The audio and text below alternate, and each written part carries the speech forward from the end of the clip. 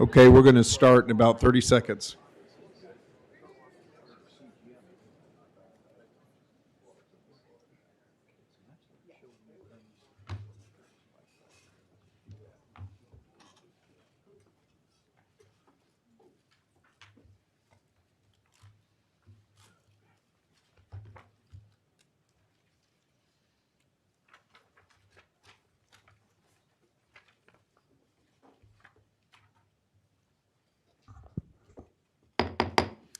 All right, I'm going to call to order the governing board meeting of the St. Johns River Water Management District. Today is April 14th, 2026, and it is a little after 10 o'clock a.m. If we could all stand for the pledge. I pledge allegiance to the flag of the United States of America and to the republic for which it stands, one nation, under God, indivisible, with liberty and justice for all. Good morning. My name is Rob Bradley. I'm honored to be the chairman of this board, and I'm going to conduct a roll call. Miriam Galby White. Here. Cole Oliver. Here. Chris Peterson. Here, sir. Ryan Atwood. Here. Doug Burnett. Here, sir. Ron House. Here. And Janet Price. Here. All right, everyone is here today. I'm here as well. Did I not say Doug Burnett? Oh, I'm sorry, I did too. Doug Bornick and Doug Burnett are both here today. Thank you, sir, for catching that. Everyone is here today. We have a quorum. That's awesome. All right. So we're going to begin, as we always do, with recognizing Robin Hudson as she presents our employee awards for this month. Robin, you're recognized. Thank you and good morning. Robin Hudson, Human Resources Director. And we would like to say congratulations to CJ Myers, the April Employee of the Month. CJ is recognized for demonstrating district values through his reliability, technical expertise, and his commitment to keeping critical systems operational. His dedication was especially evident when he responded to multiple system outages while away from the office, or AKA on vacation. CJ quickly engaged to help troubleshoot a critical network outage affecting the Jacksonville Service Center by working with a third-party provider to move the issue toward resolution. He also assisted with a connectivity issue impacting the Palatka data center by applying a focused and practical approach to support system recovery. CJ, thank you for keeping us all connected.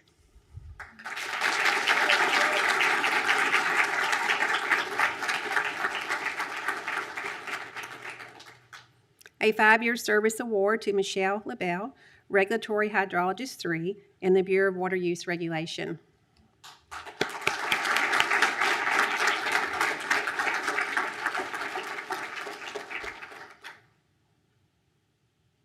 A 5-year service award to Joshua Popasek, Environmental Scientist 5 in the Bureau of Environmental Sciences.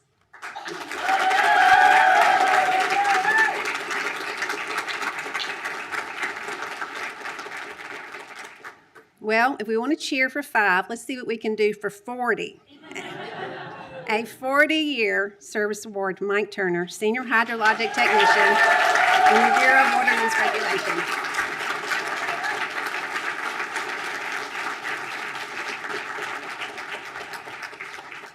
Mike works in the Bureau of Water Use Regulation.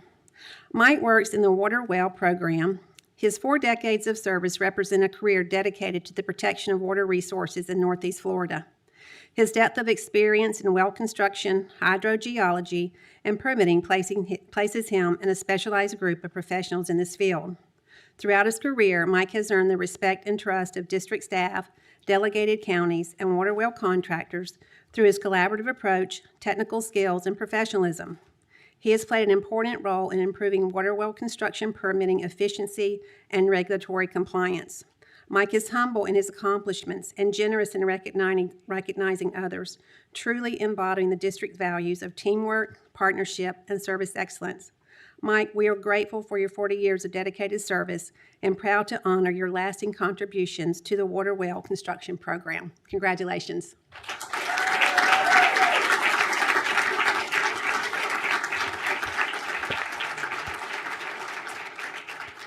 Hold on a second. That's 40 years. That's special. Let's do a standing ovation.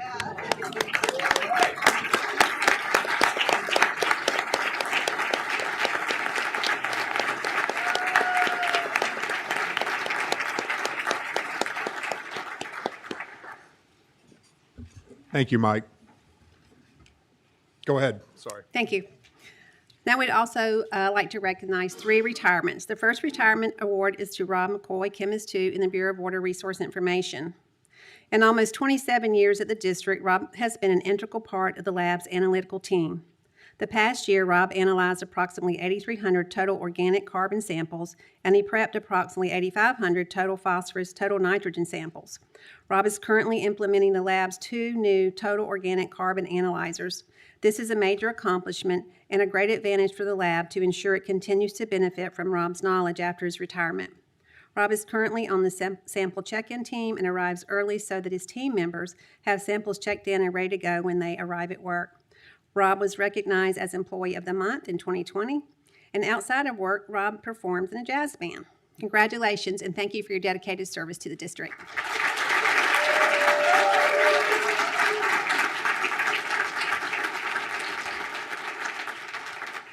A retirement award for Martin Ryan, Geographic Information Systems Analyst in the Office of Information Technology. Marty is retiring after more than a decade of dedicated service to the district. Throughout his tenure, Marty managed the district's land use and land cover data and standards, working closely with internal teams and state partners to ensure methods and deliverables met agency needs. He also provided general mapping support, including regulatory mapping for ERP and CEP requests, as well as formal wetland determinations. One of Marty's significant achievements was leading the completion of the multi-year land use and land cover update. This project required him to coordinate with both internal and external stakeholders to ensure the final product met program needs. Marty also served as a technical expert on the internal team collaborating with DEP, where he shared the district's methods and standards and made sure our priorities were fully represented during the statewide land use and land cover needs assessment.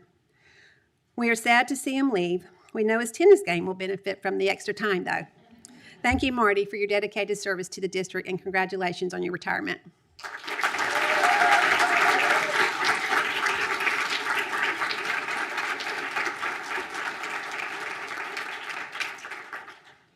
And our final retirement award is for Charlotte Young, Customer Support Technician in the Office of Information Technology. We are pleased to recognize Charlotte upon her retirement, honoring 35 years of faithful service to our district. Since beginning her career, Charlotte has advanced through positions of increasing responsibility, including Business Resource Specialist and Executive Office Assistant, before continuing her service in the Office of Information Technology.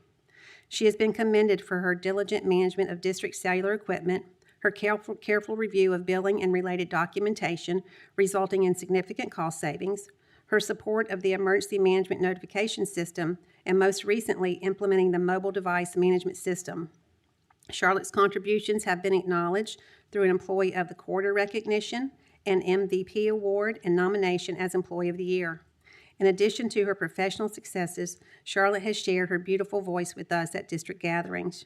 Charlotte, thank you for your exemplary service and commitment to our district. We extend our sincere appreciation and best wishes for your well-deserved retirement.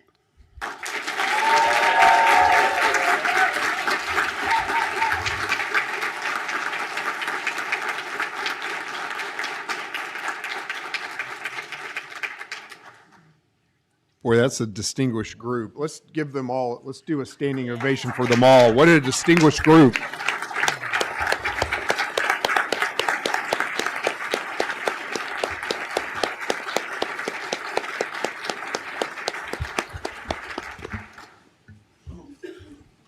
That's a special group today. Thank you all for your service. We'll just take a second while our valued members of the team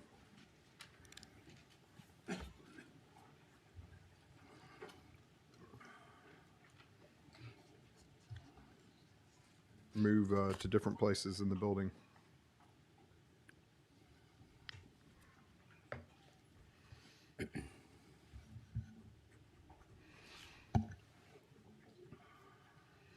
Okay, item 2, we have our hydrologic conditions report, which has been must-see TV recently, unfortunately.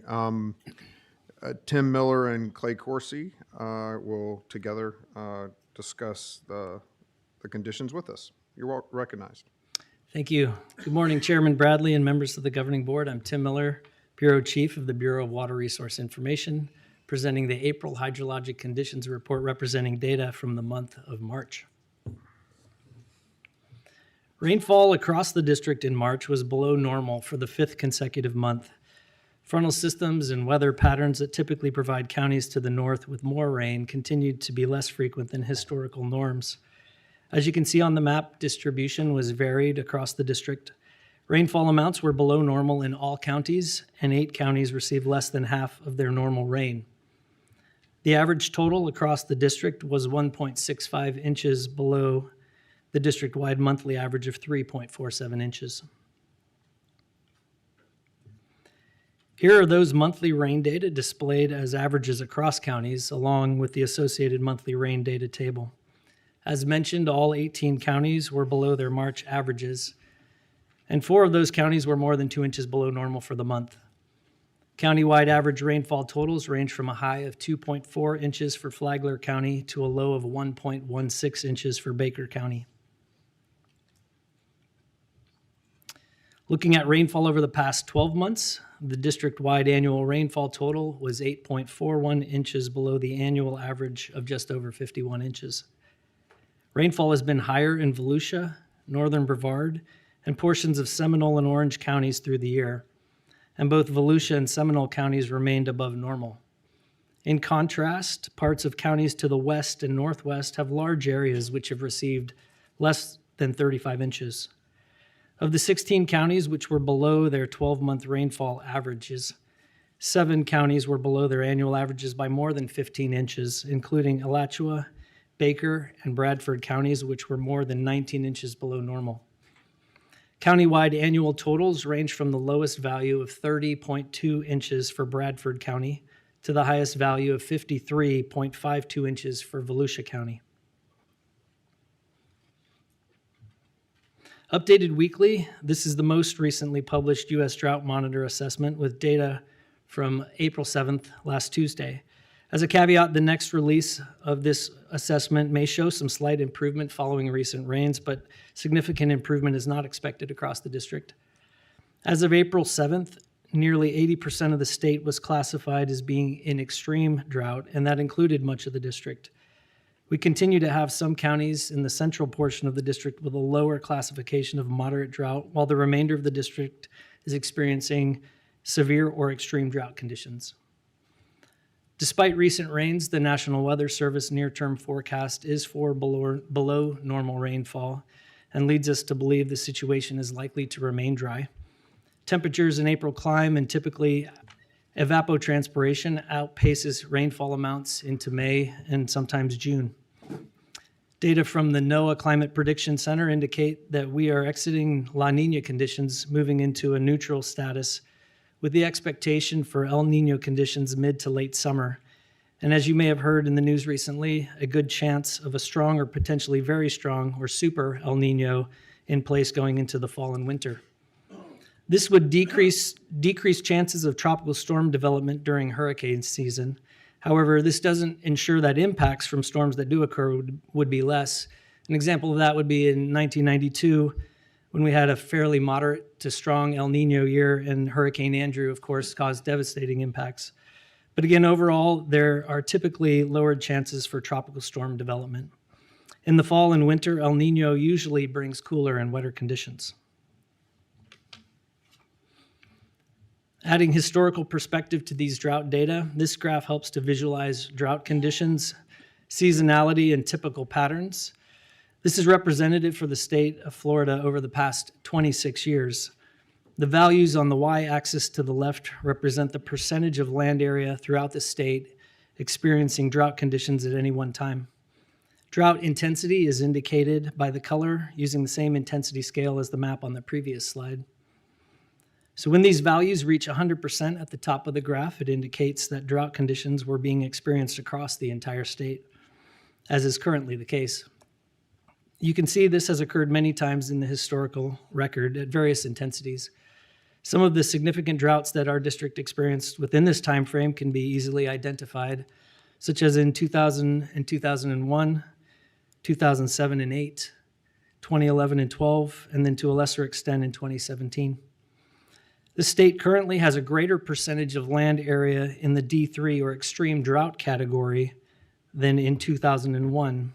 However, the most extreme category, the exceptional category, is less. And per these data, areas with exceptional drought currently, those are primarily located outside the district, with the exception of parts of Baker County. Another thing to note is the seasonality of the drought cycle in relation to where we are during this time of year. Typically, dry conditions continue through late spring before summer rainfall patterns begin. And although we received rains last week, the near-term forecast is for less than normal rainfall to continue before we move to an improved long-term forecast for precipitation. The Keach-Byram Drought Index map for Florida is updated daily.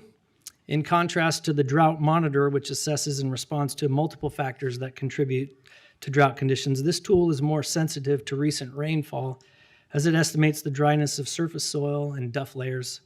As such, it's designed specifically to assess wildfire potential. Included here are two maps to help illustrate how it responds to precipitation. On the left are index values from Sunday, April 5th, before the recent rains, and on the right is a map from Sunday, April 12th, following the precipitation. Improvement from those recent rains is evident, especially in the southern portion of our district, but index values can also rise rather quickly when dry conditions, increased temperatures, and low humidity are present, as is currently forecast. Within the district, 6 counties continue to have KBDI values of 500 or higher, signified by the yellow and orange coloring, while to the south, values have improved for now. County-enacted burn bans are in place for 3 counties within the district, and outside our borders, other counties are also under burn ban restrictions. Moving on to surface flows, here are the monthly mean surface flows as compared to historical statistics through March. Surface flows range from normal or average to very low. Changes in flow from last month included both increases and decreases. Increases in flow percentiles were observed at 4 stations in the upper St. Johns River Basin to the south, while 2 stations in the northern St. Johns River, along with flows in the Econ River, moved from the low to the very low range. Stations on the Ocklawaha and Wekiva remained in the low range, and the St. Mary's River to the north continued to be in the very low range. Next, we'll review status of water levels at selected long-term lake sites, and you'll see that decreases were recorded at each of these lakes. Looking first at Lake Brooklyn, the water level decreased by 0.9 of a foot from the previous month, and levels were below average for this time of year. In March, Lake Weir recorded a decrease of 0.2 of a foot and was above the average water level. Water level at Lake Winnimisset had a decrease of 0.3 of a foot and was above the average level for this time of year. Lake Apopka's level decreased 0.2 of a foot from the previous month, and it remained above its average level but below regulation schedule. And water level in Blue Cypress Lake had a slight decrease in March. Levels at the end of the month were below regulation schedule and very near the average water level. Across the upper Floridan aquifer, water levels recorded decreases at most sites in March, largely coinciding with the distribution of rainfall in past months. Approximately 65% of the district was below the normal range, as areas of low levels expanded in some portions of North and Central counties through the month. Areas of very low levels persisted at locations in the central part of the district. As indicated on the map by the red triangles, 5 sites recorded decreases of 10 or more percentile points. The 6 purple triangles, which are primarily located in the northern Volusia County area, designate increases of more than 10 percentile points. Several of these are located near agricultural areas where irrigation pumping for freeze protection needs was high in the previous month, but in March that was not an issue, and increases in water levels is a common response as a result of reduced pumping. Our water shortage team continues to meet regularly to evaluate data and assess drought conditions, particularly in north and western counties with low aquifer levels, but also in the areas of the district that are currently in the normal range. Clay Corsi, Director of Water Supply Planning and Assessment, will provide an update with more detail about recent conditions related to the water shortage declaration at the end of this presentation. Looking now at the district-wide index value for aquifer conditions, we see the Upper Florida Aquifer Well Index value at the end of March was 27. Although the index value is within the normal range, we continue to experience drought conditions, especially to the north and west, as we've discussed. There are two reasons that this number had an increase from last month. Designed to be a district-wide indicator, the index includes representative wells from across the district as a single value, and because of that, when we have high regional variability like now, those differences are not always clearly seen in this value. Also, it's important to note the index percentiles account for seasonal differences in water levels. At this time of year, water levels are typically declining, so when we have wells with water levels that are higher than the expected downward trend, the percentile value increases in comparison to historical values. Despite an index value just within the normal range, dry conditions for the majority of the district, along with the potential of lower than normal rainfall in coming months, reinforces the importance of water conservation. In the next series of slides, I review changes in flow at selected spring sites with long-term monitoring. The monthly mean for flow in Silver Springs decreased 7 cubic feet per second from the previous monthly mean, and flow is in the very low range for this time of year, reflective of low rain recorded in this spring shed in recent months. At Blue Spring, flow exhibited variability through the month, but the monthly mean decreased 8 cubic feet per second, with the flow remaining in the normal range. At Rock Springs, flow had a slight decrease from the previous monthly mean and continues to be in the normal range. A slight decrease in flow was also observed in the monthly mean at Wekiwa Springs. Flow continues to be in the normal range for this time of the year here.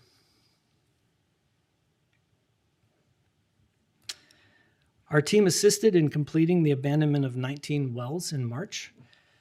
The estimated potential flow conserved from these abandonments was nearly 3 million gallons per day, and the program has conserved an estimated potential flow of almost 105 million gallons of water per day since November 2020. And here's the fire dashboard provided by Land Resources, updated for March. Due to persistent dry conditions, staff did not conduct prescribed burns in March, but we did have 2 wildfires totaling 19 acres that occurred on district-managed lands. Through the month, several counties were under burn ban restrictions. Drought conditions were present across the entire district. And while some counties have recently rescinded their burn bans following rains, bans remain in place for Alachua, Baker, and Bradford counties as of April 13th. And despite some improvement, dry conditions are expected to persist and have made prescribed fire planning difficult, but staff continue to look for opportunities where conditions are favorable to burn. And that concludes my portion of the presentation. Now, Clay will provide a brief update with details related to the current water shortage.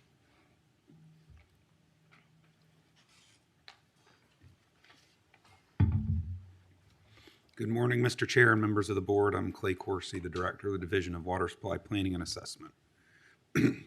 What you'll see in these 2 slides that we have is on the left is going to be what was presented last month for our rainfall totals, and on the right is going to be updated data that Tim's team did a great job of processing. This is actually up through the rainfall that we would have received on Sunday. And you can see, similar to what Tim had reported in his information, is we're doing a little bit better along the coast with some increases in rainfall. You can see Volusia and Brevard County, 55 inches in Volusia, 53 in Brevard, but the story in the center of the state's not so good here, where we've got, Bradford now almost below 30 inches, just a shade above 30. You've got 4 counties here in the center part of the state, Baker, Clay, Bradford, and Alachua, at less than 35 inches. We all good on the rainfall slide?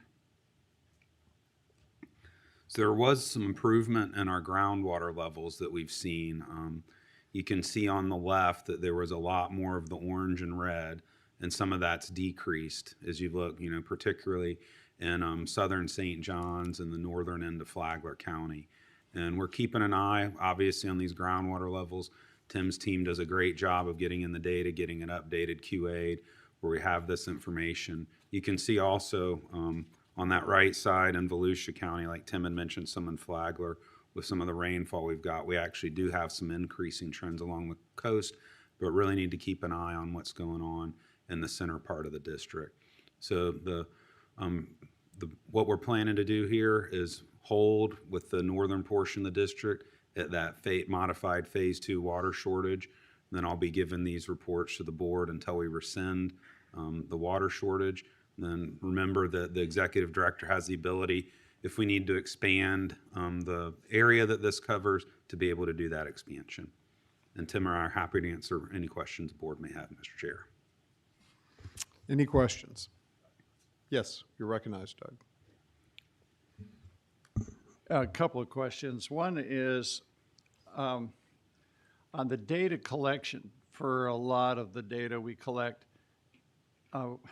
when I was out of grad school, everything we did was manually. You had to go out and pull the charts off of flow meters, and I get that. Where some of it is where the data or the where all our meters are, it's hard to get to and hard to collect. So I understand that part, but it seems like a lot of this, it's gone electronic to where it's sent in, at least the meters I know, to where you could, since we meet the second Tuesday of the month, where maybe some of this could be updated or we could be more current. Is that possible?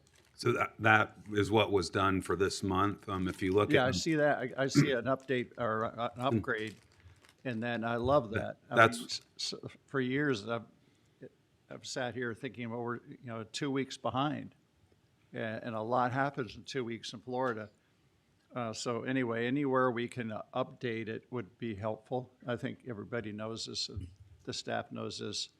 And two, the burn program now with a pretty good broad rainfall throughout most of the district, are we allowed to go get at it? Because now's the time to really get at exotics and get the pepper bushes and all the things that are growing in the marsh that we see. We're growing trees in the St. John's Marsh, and we can get at it now, burn the hell out of it. And so can we burn now with the reprieve from the rains? I'm not sure. I don't know if, Mary Ellen, you have an idea of what's going on with some of the counties on the burn bans on the coast there. Actually, to your point, I think there was one they were trying to plan as we speak. So where we can and conditions have improved and we're allowed to do it, that's what we are trying to do. So hopefully we'll be able and be successful, but I know they were actually planning one as we speak. So we're getting on it as conditions allow. Yeah, now's the time to get at it. This is there's a silver lining to a drought. This is one of the silver linings, is being able to get at low water table exotics and get them out and burn them down, because we've had such a long stretch of a decade or more of above average rainfall, and the exotics have had their way with Florida. And why it's low and it's dry, let's if we can, let's get at it. It's probably the most important tool we have. So anyway, thank you. To Mike, to Doug's point, I guess the sentiment I hear, and I would share it, is the only thing keeping us from being aggressive. The legal bans that are in place are understandable concern about danger because of things. Is that the only barrier keeping us from being aggressive on going after exotics during this window of opportunity? Yes, and I can assure you that the burn program people are itching to get out there and burn. And so they are looking for every opportunity and trying to prioritize those areas that make the most sense to do, like you said, where they can get the most for their, for the burn that's going to happen. And so as Mary Ellen mentioned, they're actively planning where can, that next burn be. And it just requires conditions to be where they're able to get the burn done. And, you also need wind conditions and other things right. And so as soon as those conditions are right, they're ready to go and activate that. Specifically, we were looking at River Lakes for today. So we were trying to get that one for today. So fingers crossed, all of the conditions held, and we were able to pull it off. All Yeah, right, Chris has a comment. Go ahead. In the areas that we've got burn bans, can those crews be actively putting in burn breaks in case of wildfire that'll help? I mean, is that what they're doing also? Yes, we maintain fire breaks. That's part of, when we're not burning, that's part of the program that staff does year-round. They're doing that. And we also assist, we have partnerships with other agencies like Florida Forest Service, and we get called in to assist on lands that they manage, and they help us on, if we have a wildfire on our property, they help us on ours as well.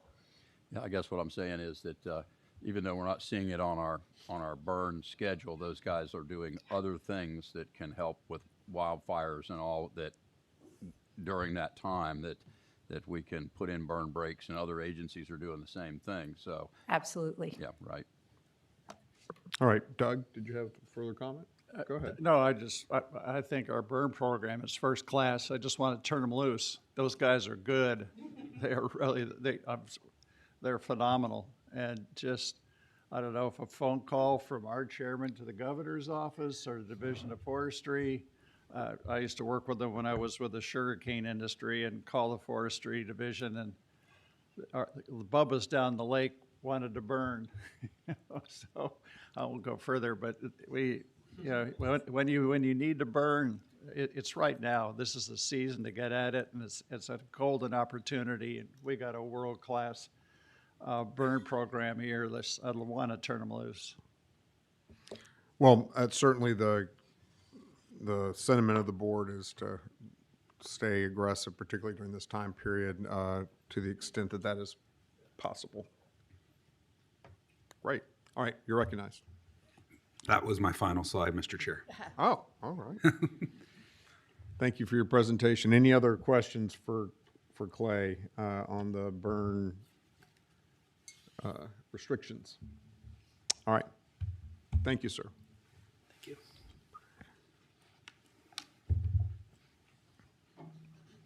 And thank you, Tim. All right, we're going to move to item 3, which is the consent agenda. First of all, do we have any public comment cards for any consent agenda item? No, sir.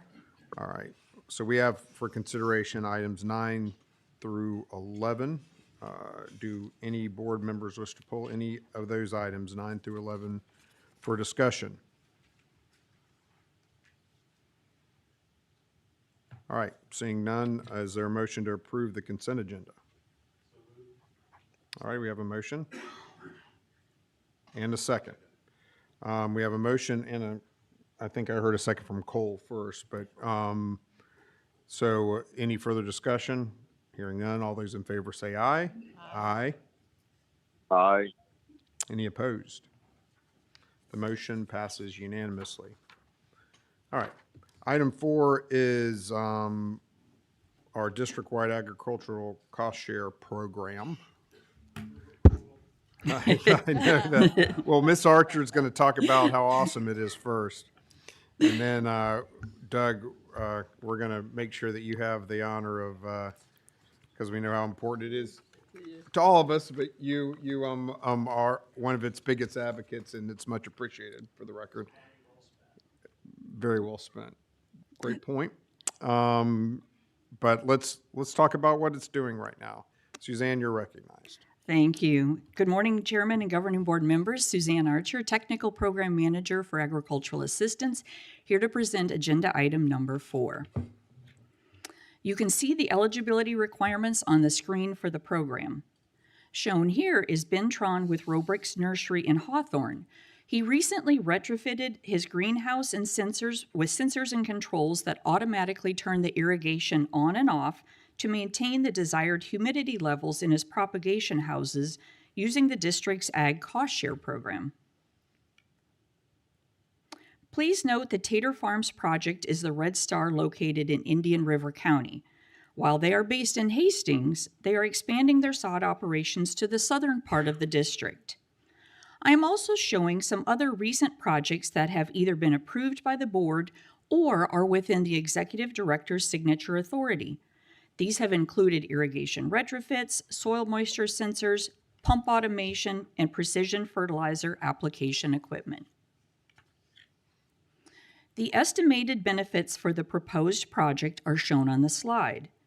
Tater Farms proposes to utilize surface water with a lateral move ditch-fed irrigation system similar to the one shown in the picture. There's a floating pump that moves along the ditch as the machine walks the field. The drop nozzles use low pressure to reduce evaporation and are much more efficient than seepage, which is common in the area. The requested action on the agenda item is shown on the slide. All right, we see, first of all, are there any questions of the presentation before we consider action? Any questions? All right, Doug Bornick has made a motion to approve agenda item number 4. Is there a second? Second. All right, we have a motion and a second. Is there any discussion? I'm needed to abstain from the vote because I have a business relationship with one of the applicants. Fair enough. All right, and make sure you fill out the appropriate, right. All right, thank you, Ryan. And the remainder of the board members are in a position to be able to consider the matter. And it's properly before you. Any further discussion before we call a vote? Seeing none, all those in favor say aye. Aye. Aye. Any opposed? It's unanimously approved. Thank you. Thank you. All right, item 5, acquire a fee simple interest in Volusia County from Ponce de Leon NSB LLC. Ms. Theus, you are recognized. Hi, how are you? Good morning, Chair Bradley, members of the governing board. Sheila Theus, Director of Real Estate Services. I'll be presenting agenda item 5, the acquisition of a single parcel totaling 113.82 acres in Volusia County. The purpose of this slide is to orient you with the subject parcel's location and its key environmental features. Starting with the map on the left, the red star marks the location of the property. It's located just southwest of the Ponce de Leon Inlet between Lighthouse Point and Smyrna Dunes Park, where the Halifax River connects to the Atlantic Ocean, placing it in a critical transition zone in Volusia County's intracoastal waterway system. Staff in the Bureau of Environmental Science conducted a detailed salt marsh change analysis of the northern coastal basin. Their review shows the parcel consists of 4 upland islands encircled by healthy, intact community of salt marsh and mangroves, as shown in the center map. These wetlands provide essential ecosystem services. They act as natural filters, trapping sediments, excess nutrients, and pollutants to enhance water quality and help prevent algae blooms in the estuary. They also offer flood mitigation by absorbing wave energy, attenuating storm surge, stabilizing shorelines, and storing excess water, all vital protections in this storm-prone coastal area. Moreover, they safeguard natural resources as prime nurseries for fish and shellfish and provide essential habitat for wildlife.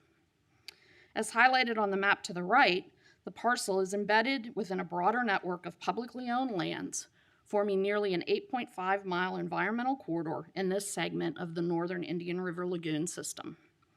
It's important to note the entire parcel is privately owned and does not include sovereign lands.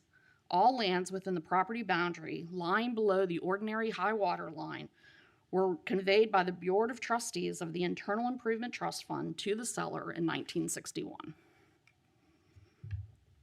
It is our standard practice to provide supplemental materials, including records found within the chain of title, with the appraisal assignment. As outlined more thoroughly in the governing board memo, Several recorded dedications and authorizations, including the settlement stipulation referenced on this slide, were provided to the appraisers as part of the supplemental materials for this property. This slide provides details of the transaction. The drone photos on the left were captured during the August 29th appraisal tour. They provide an up-to-date aerial perspective of the property's layout, including the 4 upland islands and the surrounding salt marsh and mangrove communities. In the fiscal year 2025-26 General Appropriations Act, the Florida legislature appropriated more than $19 million from the General Revenue Fund and directed the district to acquire this property as a strategic investment in safeguarding the broader environmental corridor of the northern Indian River Lagoon. At the bottom right, the table outlines the key transaction details for this acquisition. Looking at the totality of the information provided in the 3 appraisal reports, staff finds the purchase price to be fair and well supported. Staff requests the governing board approve the actions presented on this slide and further detailed in the board memo. This approval will specifically authorize the district to proceed with the acquisition utilizing the funds appropriated by the Florida legislature in the fiscal year 2025-26 General Appropriations Act, including the cost for due diligence and closings. And this concludes the presentation. I'm happy to answer any questions. All right, do we have any questions of Ms. Theus on this matter? Any questions? Anyone? All right, are there any public comment cards? Sir, we just have John Terrapini and Townsend Terrapini just here to answer questions. They represent the seller, so they're just here for questions. Got it. All right. Yes, you're recognized. I have a question. Sure. Not necessarily. So, Is it a question for staff? no, For the for, owner? for us. Oh, okay, got it. So I'll go ahead and close the public hearing portion of it. And Yes, sir. yes, ma'am, you're recognized. Thank you, Mr. Chair. So I have reviewed the documents that has sent to us by our wonderful team. And it's a little bit of I have doubts and questions. And because in general, we have a list of projects and land that we like to buy, and we have bought a lot of properties throughout the years. And legislators decided that this is good for us. And you know that I'm not going against any legislators, but I want to understand, Chair, about how did they decide that this is good for us. I don't know what does good means for us, but all I know that we have a responsibility toward taxpayers' dollars and how we spend it. I can show you a lot of other properties that are good to buy, but if we have gone through prioritized properties, how does this property plays a role with that? Besides the fact that legislators decided it's good for us. Sure. I'm happy, if we want to have a discussion, I'm happy, as somebody who used to be in the legislature, to discuss that. Actually, this I was is- hoping for that. No, because this is a common tension, right? Between those that understandably want to make sure that when dollars are spent on that, you go through an agency review, whether that agency be the district, water management district, or the DEP or whatever ARC, like with Florida Forever, to discuss the various pros and cons, and so forth. And I think there's value in that. I think there's great value in that process, right? Probably paramount is the idea that the taxpayers probably have more confidence that the arrival at the conclusions of how these monies are spent has been through some sort of process. I will tell you that you can't take the politics out of politics. And the idea that agencies are immune from politics, in that the lists that are developed by these agencies are, pure as the driven snow in terms of just down the line on data points and so forth. That is not a realistic view of the world either. And so there's politics in all branches, including the executive branch, and included in any of these boards that are created to develop these lists that that many organizations hold in such high esteem.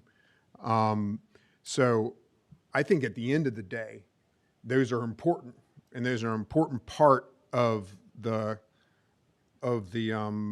decision making that the legislature makes, that when they appropriate funds, that they utilize those lists in considering things, right? And I know that when I was there, I was a big advocate of Florida Forever, for instance, and it was very important to me that we spend money on Florida Forever. We had not done so in a decade prior when we started doing that. But I also, as a legislator, which was my prerogative, said, Florida Forever program actually has like 4 or 5 different parts to it, and I want to spend all the money on buying fee simple lands because that list is so backlogged. All right? And I don't want to spend just, if it was $100 million, I don't want $3 million to go to this little pot where it will just sit waiting for another few million before anything ever happened. So let's get it moving now, and let's do it now. And so I modified the formula. And fortunately, I had enough support in the legislature to agree with that. So there's me as a legislature, elected, duly elected, exercising what I think is in the best judgment, my best judgment, and what I think is in the best interest of the people of the state of Florida. And it wasn't down the whatever formula, static formula that existed when it came to Florida Forever. By that same token, the Constitution, which is the document that kind of supersedes everything, says that there's one group that appropriates, and that's the legislature. And the governor can veto, but the legislature appropriates monies. And if you don't like it, you run for office. And if you don't like it, you vote them out. Those decisions that they made. And they're the ones responsible. And let me tell you, the bureaucrats who develop these lists, they're not on the ballot. The people who vote on that budget, they're on the ballot. And if you got a problem, vote them out.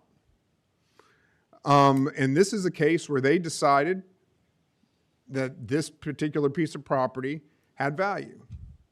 And it didn't make it on a list. And they appropriated money because they found that to be important. And the people who advocated for it were able to convince a majority of their colleagues that this was the way to go. And then they asked us to effectuate that intent as a district. We then took that mandate and said, okay, well, our job is not to decide whether this was the right decision to make to buy this piece of land or not, because that decision has been made rightfully by the people who appropriate the money. But it is our job to protect the taxpayers and to make sure that the price that is paid is fair and reasonable. So let's do appraisals. Let's make sure it's done right. And let's do it as the system sets forth. We did that. We end up making an offer to the owner of the property that's less than what the legislature appropriated. I mean, the owners don't need to say, the owners wanted the whole amount that the legislature appropriated, as I would too if I were the owners, because they're like, the legislature says the property is worth X amount of dollars. I get it, right? Well, we said, well, let's make sure, let's cross all our T's, dot all our I's. And so we were able to come to an agreement, a meeting of the minds with the seller for a lesser amount than the legislature appropriated. I think it's still a fair amount. I know it's a fair amount because We've had people who know more about appraisals than I do. We had 3 of them look at it, and we came up with an average, an appropriate average. One of the appraisals I think should be rightfully discarded because I don't think it was reasonable.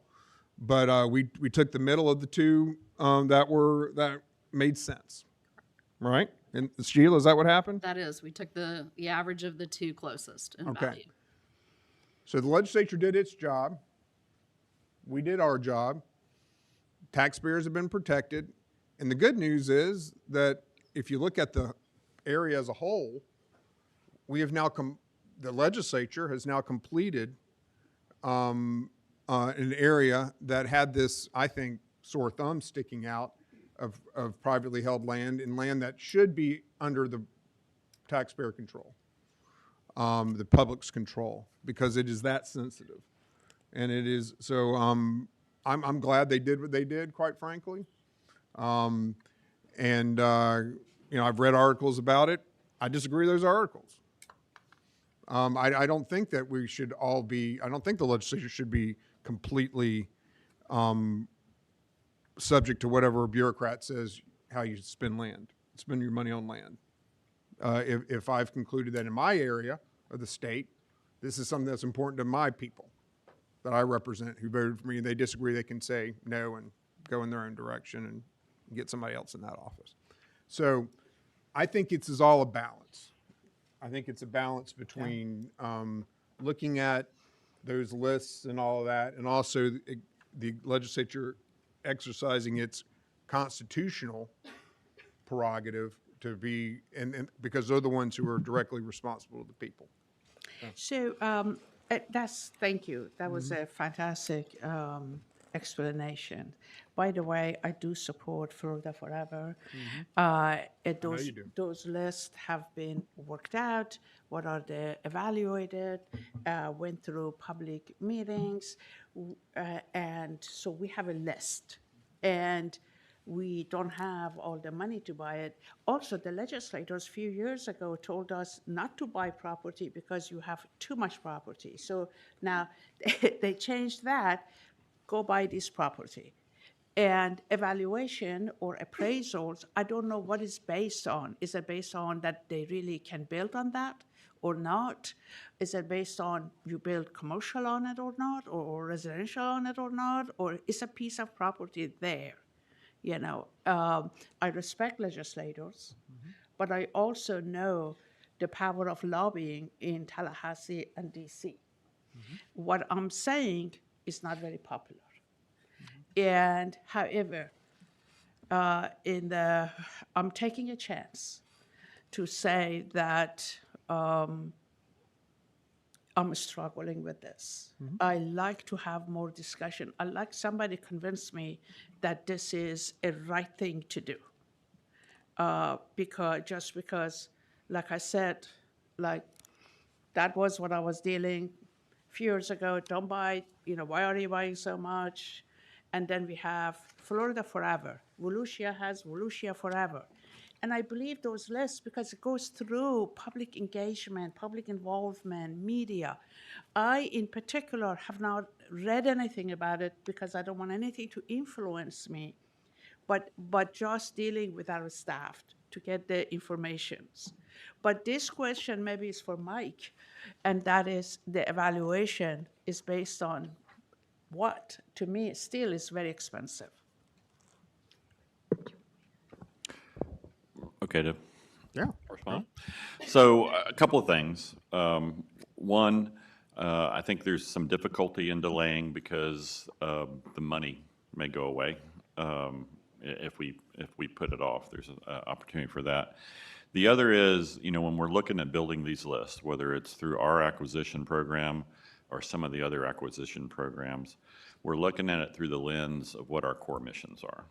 And so while this property might not have been something that we targeted, as we mentioned when we went through our strategic plan, we're targeting through our limited funded acquisition program those projects that push more of our core missions. And so we've really kind of centered that around looking at preserving existing floodplains, because that's one of the major ways that we can help with flooding along different areas of the river, is what we've kind of focused on, and areas where we can do things that will improve water quality, either through buying something and restoring and enhancing it. And so it's kind of those lenses that we've looked through when we develop our plan.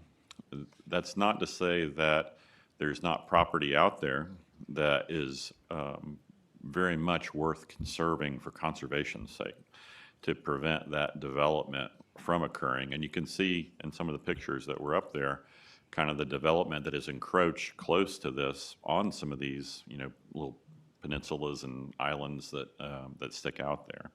And so, having something that that kind of expands that network of state-owned lands, to have that protection within there, I think is a very worthwhile, valuable thing.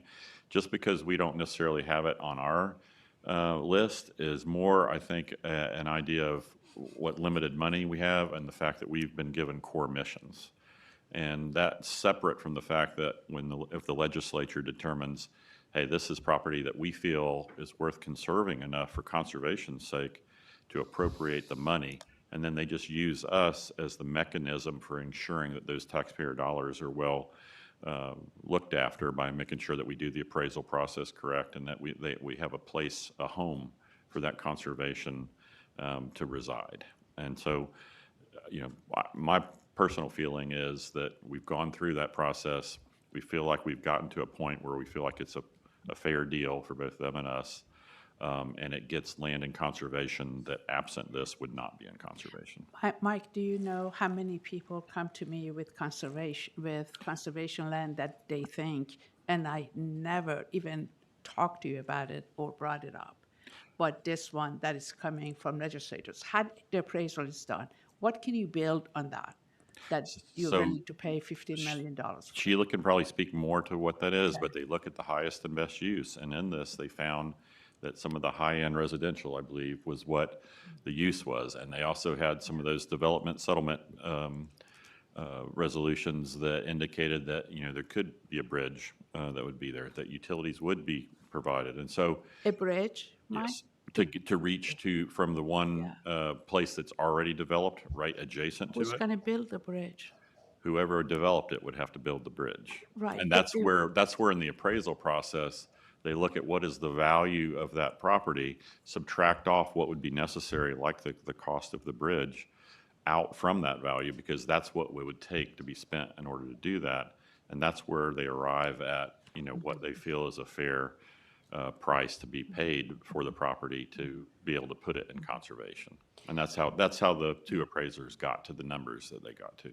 When you build the bridge, the two end has to be dry enough that you would have foundations, that bridge, are we talking about 200 million, 300 million? So when you don't have access to it and you evaluate the property as a high-end residential, so the price of this property, 3 times, 4 times, 5 times higher than really. What I'd say is, it's not us valuing the property. Yeah. It's us going through the process of tasking appraisal people that we have on an approved list that go through and do that appraisal work, that are independent. And then we have that also reviewed by a third peer review to make sure that they followed all the appropriate measures in getting there. And so, just like we do with any other land purchase that we do, we rely on that process that's been set up, by the board and by us to go through and get the list of appraisals that have been appraisers that have been approved by the board, to give us that independent appraisal value, separate from whatever may have been provided to the legislatures, as far as what they have been provided to determine what they felt it was worth to get to the 19.7, which is how we arrived at the 15.7 that is before you today. So either we are going with legislators, then we need to give them $19 million.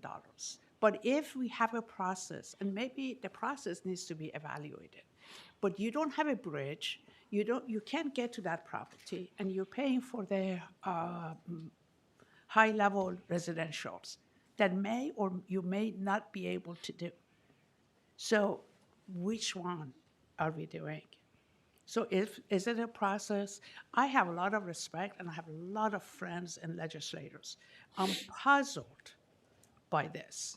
I'm struggling. I want to vote yes, but my conscience is telling me otherwise. And I'm struggling. You know, Mike, because I've been telling you that I'm struggling with that. I hope we all struggle with all of our decisions in the way that you're describing. I hope that everybody follows their conscience. I hope that everybody does what they think is right. I'm voting yes for the reasons I described. I'm voting yes because I believe that the legislature has the absolute right to do exactly what they've done here, which is identify a piece of property that that needs to be in the hands of the public, and then provide money to do it. And if we disagree with it, we can vote them out. And I believe we've done our job. We've asked these appraisers to we haven't told them what to do. We don't tell them what to do. We had a peer review of all these things, and it's the price that they've come up with to the best of our ability, and so I'm comfortable with the amount. Would I have picked this particular piece of property if I were in the legislature to appropriate? I don't know. I'm not from this area. I will tell you this. I was in the legislature, and I knew that I represented the town of Orange Park, and they were running out of waterfront property because all the houses were being bought up, and so I put in the budget a few $1 million to buy the last piece of waterfront property in the town of Orange Park, and the district ended up buying it with the money that I appropriated in the same manner that we did here. And now the town has a beautiful park, and the public can enjoy waterfront on Doctors Lake when it wouldn't have happened if we didn't do that otherwise. And it wasn't on any list. And thank goodness I did it. And I'm proud I did it. I don't know why they did this, but I'm sure it was an analysis similar to what I just described. No one lobbied me to do that. It was just something I grew up in the area knowing what to do. And that's my job as a legislator. And whoever represents this area, their job of the legislature is to make sure that something that's important like this is done, and to make sure that the money's there to do it. I'm just not. I mean, bureaucrats coming up with lists are important, and I know these transportation projects on these transportation lists everybody talks about. All right. Newsflash, there's things that make it to the top of those lists that are not supported by, all the great data in the world. All right? That's because a particular political pressure wants to improve the traffic conditions in a certain area of the state, which that's part of we aren't Russia. We're America, where you have representative government, where people elect folks and then they gather, decide how to spend the money, and decide how to spend money in certain areas based on what they perceive the needs of their constituents are. And that's what happened here. I haven't done a deep dive on it. I've done enough to know that it's not crazy, because I just look at the map. I mean, that's the last piece of this very sensitive area. And I'm reading our very extensive agenda recommendation and description. It's environmentally sensitive. This is an important IRL area of the state. The IRL obviously is something we spend gosh knows how much money on. And it has some sort of development rights. Now, whether that development right was how good it is in terms of the bridge or lack of bridge, or what, that's for the appraisers to work out. I know that there's a lot of rich people, particularly now, coming to Florida that'll take a boat to land if you let them build a bunch of houses at places, so bridges aren't the only thing that could cause development on the that will make sure that something develops or doesn't develop on a place that seems otherwise difficult to get to. So anyway, I'm proud to vote yes on this because I think this is reflective of the system working, and I think that's actually the unpopular opinion. Everyone assumes that everything that happens like this is some sort of shady deal or something like that. Sometimes these things happen because, like in the Orange Park I just described, because it's just the dang right thing to do for your constituents, and the bureaucrats aren't getting it done. I promise you that we wouldn't be filling those lakes in Keystone if we listened to the bureaucrats. We'd do a 17 in Everglades projects, and the Keystone Lakes would still be dry if it wasn't for politicians and elected officials stepping in over the bureaucrats and saying we're going to get this done through hell or high water. That's part of the balance. Doesn't mean that you ignore the scientists and ignore the staff and ignore all of that, but it all comes together. Yes, sir, Doug. Yeah, just a couple of comments, Mr. Chairman, if I can.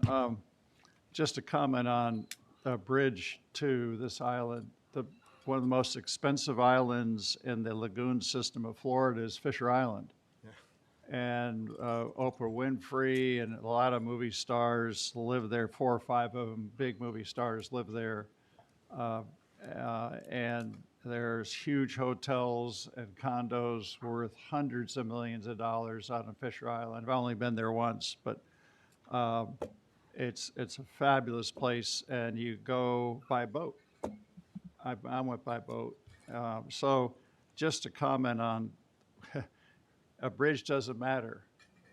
And the Indian River Lagoon system goes up to New Smyrna, and we need every acre we can to preserve it for the animals that live in the lagoon. When I was a young kid in Palm Beach County along the Lake Worth Lagoon, it was beautiful mangroves everywhere, a lot of habitat, snook everywhere.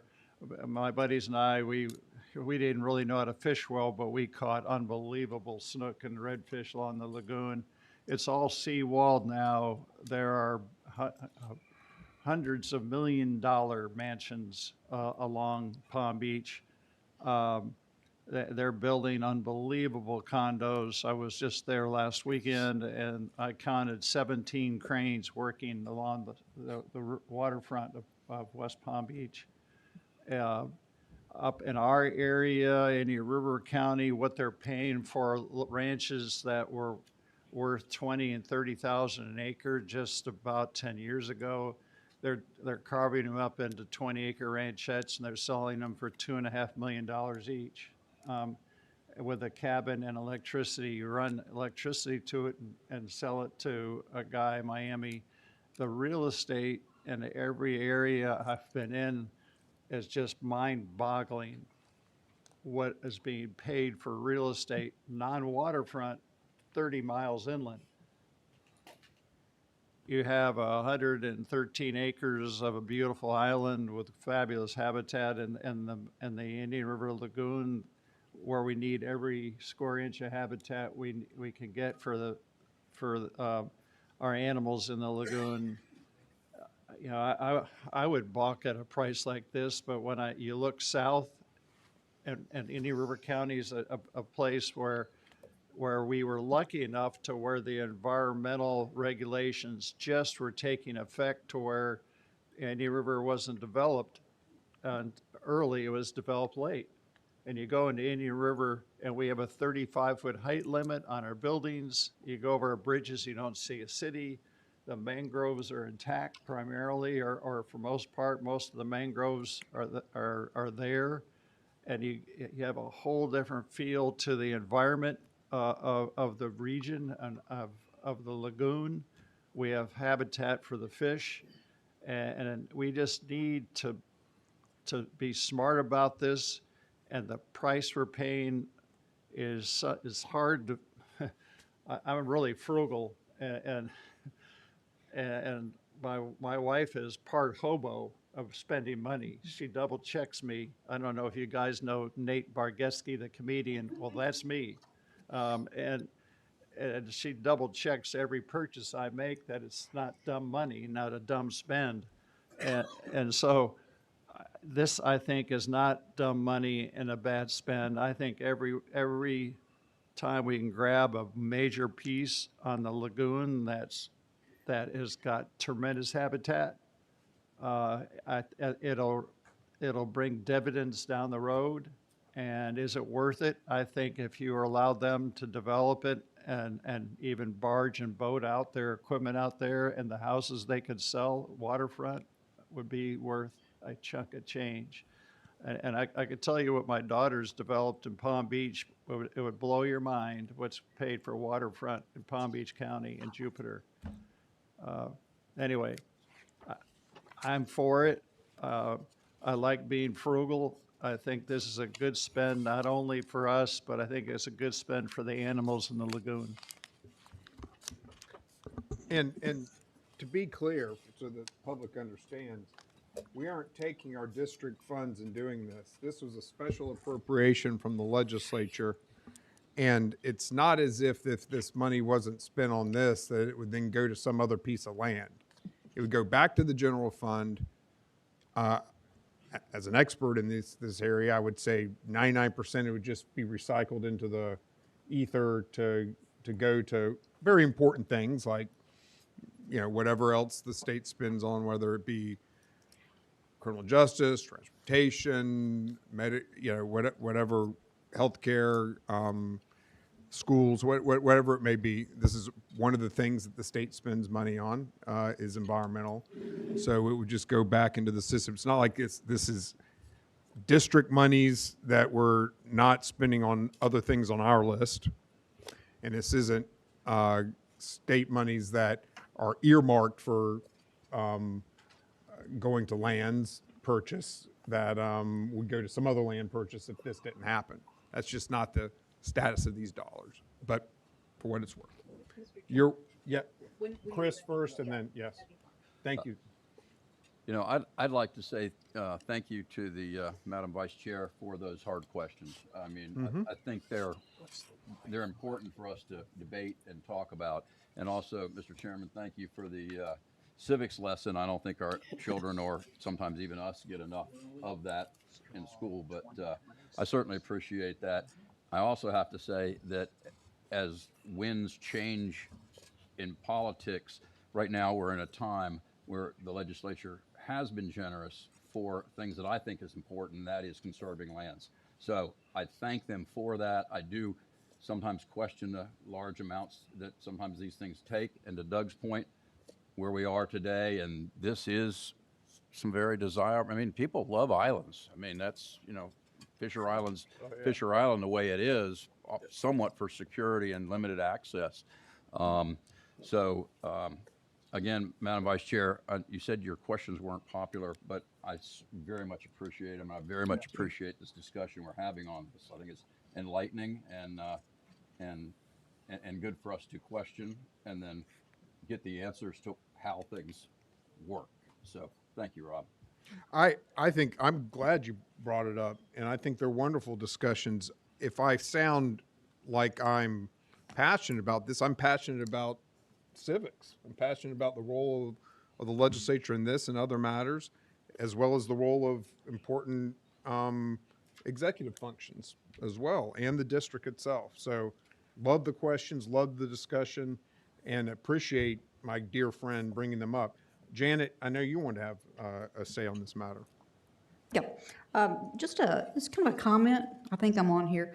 So right now, this is private property, and that would mean in general that it's not necessarily available for public access. People may show up out there, but it's trespassing. So if this acquisition goes forward, it would seem to me that one value add is that it's more likely the public would have an opportunity if they wanted to use this property, and that the district could, without necessarily spending a lot of money, even consider encouraging that in some areas where bringing your boat up and pulling out and having a day to fish on a beach area or swim with your kids or kayak or whatever is an attribute that this property could have, that right now, if it's developed, the people who buy land on it, they're going to have that opportunity, but general public won't. Not for this kind of property, because this isn't like regular beachfront. So I would just throw that out there as an additional consideration, should we decide to go forward with this, that adds some value for the public, for their money. And to that point, included in the staff report is the idea that if this were to go through, that a land management plan will be Yes, exactly. presented. And you could which add that will, in. Which I would appreciate consideration of if this goes through some of the comments from Janet Price. Cole? Yeah, thank you. I'm going to be supportive of this one. I do appreciate Miriam's comments. And had this not come to us in the manner it did, if it had come to us as a general appropriation that was district, go out and buy land in this amount of money, I'd probably look at it a different way and look towards the list and what we can work down and what's the best options. But I believe when the legislature has specifically appropriated the money to us for this purpose, that our job is to be the pass-through on it. So with that said, I support it, but I appreciate the questions. I know where your heart is on it. Miriam? Question for you. What is the zoning on this property? It's currently zone conservation. Okay, so it's But not the- even residential. but So the they're future- assuming the that they're future- going to rezone it and that they can rezone it and there's an access. It seems like we are doing this and we are making everything else to work around it to make it happen. Well, all of the dedications and authorizations that we provided as supplemental material to the appraisers give the legal right for development. So all of the development entitlements essentially have been assured to the property owners. And Yeah, so but it's not zoned for residential of any kind. You're saying it's for conservation. Okay. So I see where everyone is coming. I want to say that I'm getting there, but I'm going to be the only one that would say no, because at the same time, by the way, Mr. Chairman, same thing happens in transportation and transportation lists. Projects comes up that you don't even know what it is. Same thing. I really, the power of lobbying in Tallahassee and DC is unreal. And I am from Volusia County. It's a beautiful property, but Florida is full of beautiful properties. Do we want to make this purchase? And my vote is no. Okay. Is there any further discussion? Mr. I'm going to do a Chairman, roll call vote. Miriam Galby White. No. We need a motion first. I don't think we had a motion. I thought we had a motion. I apologize because I asked for a discussion. All right. Is there a motion to approve agenda item number 5? So moved. Second. All right. We have a motion and a second to approve agenda item number 5. Thank you for clarifying that. Is there any further discussion? All right. Now we're going to do a roll Mr. call Chair? vote. Yes. just a quick item. Some of this, just listening to everything, and I appreciate Chris's statement about the civics lesson because it was very informative. And the fact the legislator gave us the responsibility to buy the property at a fair price, and we followed those items. I'm in favor of this because we're basically following through on what our assignment is. At the same time, for future items, and right now I know this budget year has not been presented, So maybe at our next meeting, we can look and see if there's any more of these pieces of property out there that's supposedly in this budget that's coming forth to us, to see if there's any more of these things out there. Because part of the problem could be we got this information and all of a sudden, whoa, we've got to do this. And so from that, a board member, if they thought they were from that area, could talk to their legislator and say, hey, I don't think we should buy this, we should buy that. And not maybe wearing it as a board member hat, but wearing it as a constituent hat. That might be something that could change. But in my opinion, we should at least know the list that's coming to us in the proposed budgets before it happens. Can I Yes. If that makes sense. Mr. House, I did check with legislators. None of the legislators from Volusia County on this area that put in for this. Somebody from somewhere else in Florida that decided that's good for us. Understand, but at the same time, they approved it and they said it's our responsibility to do it. So I might have called my buddy and said, hey, Representative, do you know about this? But it seems like to me the cows have already left the barn and the door's closed, and so we're just doing our job now. I did have one more question. Since there's like $4 or $5 million left over from the 19 million versus the 15 million, I wonder if we could utilize some of that money in some form for maintenance and cleaning up the property and things of that nature, since there's a budget item out there. And that's another conversation, not to cloud this message, but I'll be voting yes because it's our job. Sure. My understanding is that the money would be remitted back to the state of Florida Treasury. And like if we were to vote this down, the entire amount would go out. But the delta between the full appropriation and whatever we were to vote on, if we were to vote yes, that delta will then be remitted back to the state of Florida, and they can do with it as they please. And if we want to, we have Adam Lovejoy in our legislative team. If we want to ask them to give us some more money for maintenance or whatever, that's certainly in our prerogative to do so.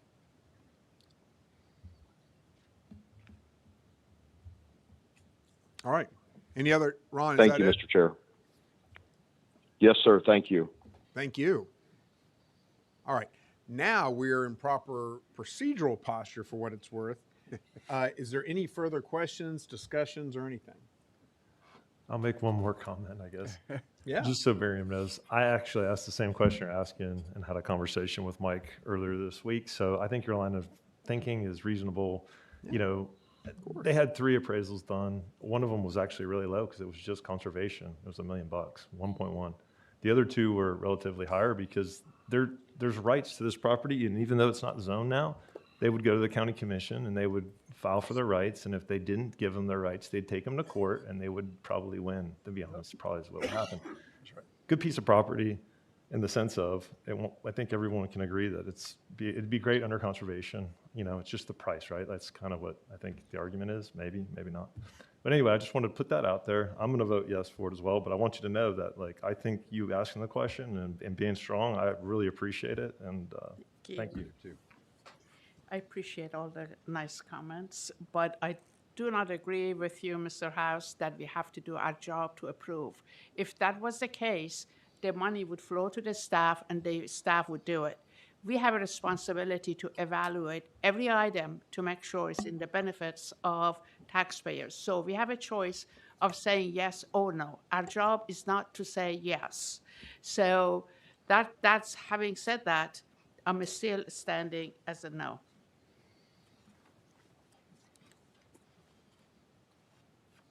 Ron, did you want to say anything else? All right. I want to give my fellow board member a hug and say, I understand. Thank you very much. She's done a good job presenting. And I have the exact same thoughts, and I appreciate everything she's saying. I just look at it that this has already happened, and so our job is to fulfill the request and make sure we're doing it in accordance with rules and regulations. So I appreciate the legislator giving us that chore, Mr. and that's Chairman, the way I'm if I looking could- at it. Yes, absolutely. One last little comment here. I understand the point of view on this back and forth that just exchanged, but I guess having done a lot of these kinds of acquisitions before, I view our role and the district's role as due diligence on a property that the state is going to pay good money for.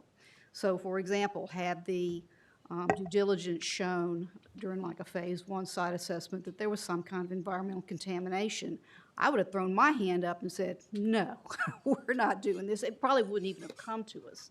Actually, we might have pushed back.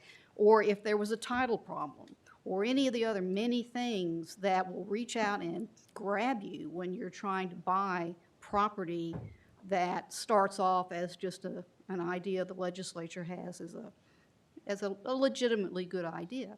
But that's what I look at, and I don't see anything in the due diligence process here that tells me that it's the wrong thing to do. So that's my point of view. That's excellent. I agree with you. I think that we do have that role to play.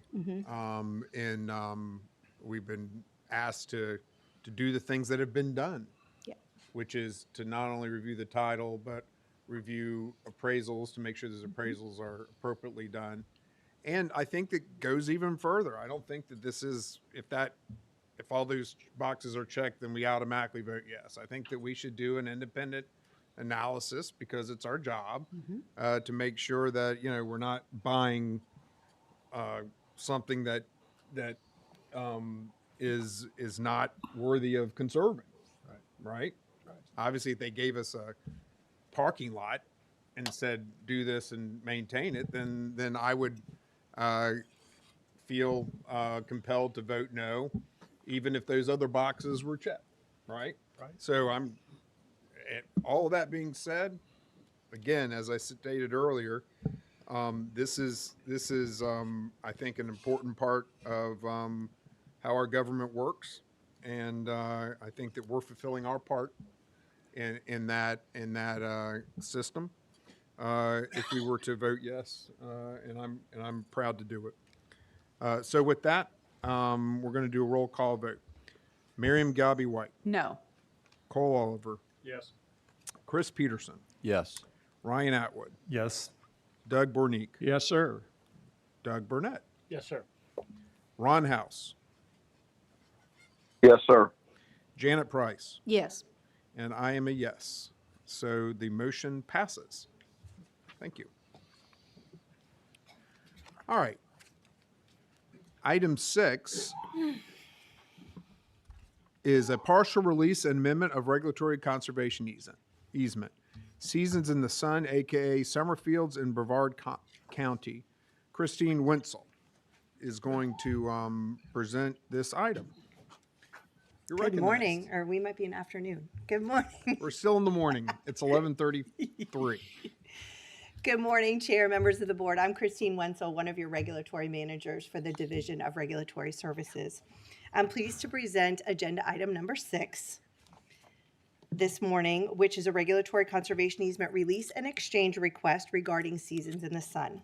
As you may recall, this request was presented at the December 2025 Governing Board meeting, at which time no action was taken. As you will see in our presentation today, the request has been updated and it includes an addition to the proposed exchange. The Seasons in the Sun parcel is a previously permitted yet undeveloped parcel located in the city of Titusville, Brevard County. It's located south of Hammock Trail, east of Turpentine Road, north of Eagle Point Subdivision, and west of North Carpenter Road. In 2004, the prior landowner received an environmental resource permit which authorized construction of a project known as Seasons in the Sun. The project was not fully constructed, and the current landowner, Summerfields West, LLC, has modified the ERP. The extent of direct wetland impacts associated with the original permit was 5.49 acres. The proposed permit application, or the proposed permit, will reduce those impacts down to 0.35 acres of direct impacts. The previous property owner recorded a regulatory conservation easement in conjunction with the proposed mitigation at the time, which preserved a total of 22.24 acres. 15.82 acres of wetlands, and 6.42 acres of uplands.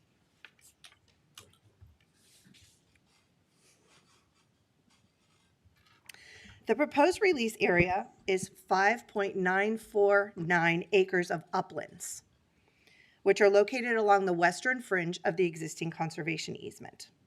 The current landowner has a development plan that will remove impacts from over 5 acres of wetlands that were previously permitted to be impacted and now will remain.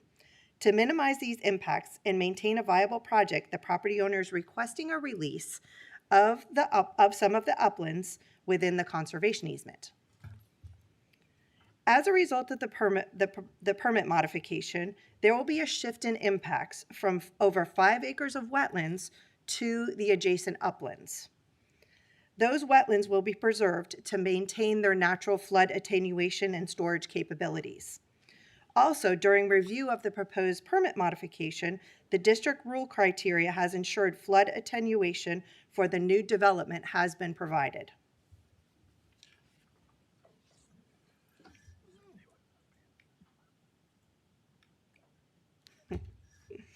In exchange for the release of 5.49 acres of uplands, the requester proposes to preserve 6.6 acres of wetlands and 1.5 acres of uplands on site, and those will be contiguous with the existing areas that are remaining under conservation easement, as shown on this slide. The exchange area includes most of the wetlands that were previously proposed to be impacted. Configuration of the exchange parcel relative to the remaining conservation easement will improve the overall ecological value of the conservation easement as a whole.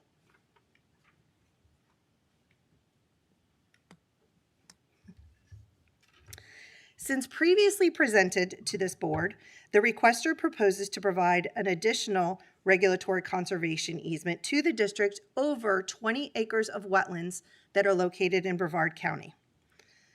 The parcel is located approximately 4 miles south of the proposed release area and is located within the same mitigation drainage basin, in addition to the on-site exchange area. This 20-acre parcel is currently under private ownership and will be donated to Brevard County as part of their Environmentally Endangered Lands Program, otherwise known as EELS. The parcel is a hole in the donut within Fox Lake Sanctuary. Brevard County currently owns all the parcels surrounding the exchange parcel, and preservation and donation of the exchange parcel will allow Brevard County to more effectively manage the Fox Lake Sanctuary. The requester also proposes a one-time endowment fee of $10,000 to Brevard County to perform perpetual land management. The functional loss associated with removal of the regulatory conservation easement over the upland release areas was calculated to be approximately 0.892 functional gain units. The functional gain proposed as a result of encumbering the exchange areas total approximately 1.422 functional gain units, which is an excess of functional gain of 0.53 units. To reiterate, this request is for the release of uplands under conservation easement. In exchange, additional wetlands that were approved to be impacted will now be preserved in conjunction with other on-site uplands and a high-quality off-site wetland area. The proposed release will allow for a reduction in the overall acreage of wetland impacts associated with the proposed development from that which was previously approved, and an increase in functional gain associated with the overall mitigation and exchange.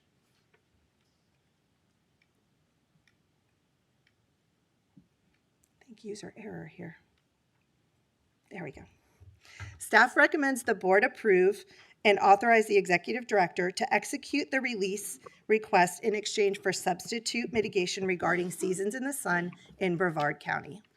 And this is the end of my presentation. I'm happy to answer any questions you might have. All right. This is one we've considered previously, and we had some questions and asked them to sort of go back to the drawing board, and that's been done. Yes, sir. Any questions? I have a comment. Let's Wait. let's do questions right now. usually go ahead. Okay. So I thought when it came up before, it was a good deal because it's basically going to preserve more wetlands and use the uplands that's on the same site. And now they've thrown in an additional property that increases the environmental benefit. So to me, it's like a slam dunk at this point from what I read, but I might be reading it wrong. Yeah, I tend to agree, but I think we have some public comment as We- well. We just, Mr. John Shepard, he is here from Atlantic Environmental on behalf of the applicant. So if there are questions, Sure. he is also here. Okay, so members, we have the individual, the owner here. If anybody has any questions for that individual, as we did in the previous item. I heard a discussion from Ryan. Is there any questions? And Ryan, do you have a motion? Sure. Love to make a motion to approve. Okay, motion to approve item 6. Is there a second? I'll make a second. All right. Second. We have a motion and a second. Thank you, Ron. That would be a third. And is there any discussion on this agenda item 6 with a motion and a second before us for consideration? Any discussion? I'll just say, on the last time this was here, I thought it was a marginal benefit to us. And I know we didn't get a first or second on that, and we didn't have really a good opportunity to fully discuss it. I think at this point, with the additional lands, it's definitely a conservation plus for the district, and I would support it at this point. So, thank you. I agree. Any other discussion? All right. I'll just do a voice vote. All those in favor say aye. Aye. Aye. Any opposed? The motion passes unanimously. Thank you. Thank you. All right, we're going to move to item 7. Trina is going to discuss our district's procurement procedures. Yes, You are recognized. thank you. Good morning, Mr. Chair, members of the board. My name is Trina Vielhauer. I'm the Deputy Chief of Staff, and I'm here to present informational item number 7 this morning, an overview of district procurement. I've got a few slides here, so I thought I'd give you a quick little roadmap of where we're going to go this morning. I want to start with talking about the types of district activities, the legal framework and types of district procurement. We'll move to the procurement process, legal points of entry, and talk a little bit about our continuous improvement efforts and additional opportunities. So here at the district, we accomplish a lot of the district's missions through contractual services. Our relationships with our vendors are extremely important to fulfilling our goals and objectives. One of the things that always strikes me as we talk about our district procurement is the wide range of activities, both in terms of complexity and required expertise. This means in some cases, we have a lot of vendors interested in particular work we are doing, but there are other times when the work is very specialized and we may have a very limited number of folks interested and qualified. We use vendors for both small projects like the removal of a tree, as well as large-scale projects you're familiar with like Crane Creek, then the Black Creek Water Resource Development Project. In fact, over the last 2 years, the district has worked with over 868 different vendors. Some examples of the breadth of our work include underground drilling, submerged vegetation planting, repair of water control structures, innovative and research project development, aerial support for land management, mowing and maintenance of remote properties, and complex hydrologic monitoring and modeling. Because we rely a lot on contractual services, it's important that we have solid processes in place for evaluating and selecting our vendors. Our goal is to make sure vendors are well qualified and that we receive good value for the taxpayer money. The governance framework for our procurement practices comes from three sources. The first is the Florida statutes, which of course are set by the legislature. The second is district policy, which is set by the governing board, all of you. And the third is our administrative directive, which is established with our executive director. Looking quickly at the statutes, Chapter 373, in Chapter 373, the legislature directs that the water management districts approximate our fiscal policies, such as procurement, with those of the state to the extent it is consistent with effective management practices. The legislature has also directly applied some procurement procedures directly to the district through statute. And an example of that is the Consultants Competitive Negotiations Act, or CCNA, which we'll talk about in a minute. Because of legislative direction, the basic structure of our procurement framework very closely resembles that of state agencies, as well as other water management districts. Our district procurement framework is set in District Policy 410 and Administrative Directive 411, as noted on the slide. As with the state, our procurement processes are designed to strike a balance between efficiency, transparency, and open and fair competition. One way we approach this is to establish procurement thresholds, and we look at estimated costs in order to do that. The state statutes require the state agencies to use a threshold of $35,000 to differentiate their procurement approaches.